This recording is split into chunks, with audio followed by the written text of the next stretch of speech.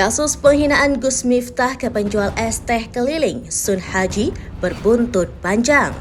Setelah Gus Miftah meminta maaf, kini sosok lain yakni Kiai Usman Ali Asman menjadi buruan warganet.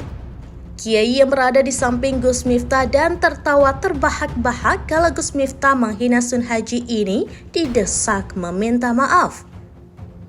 Usman Ali Asman menjadi satu-satunya sosok yang belum sekalipun muncul ke publik atas kejadian yang menimpa Sun Haji.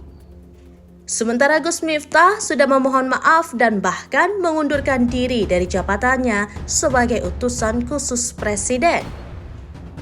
Permohonan maaf yang sama juga sudah ditunjukkan oleh Habib Zaidan yang saat kejadian juga ikut dalam ceramah bersama Gus Miftah.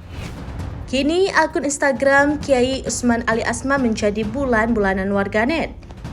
Tidak hanya itu, akun Pondok Pesantren Api Al-Huda Nepak di Kecamatan Mertoyu dan Magelang juga diserbu netizen.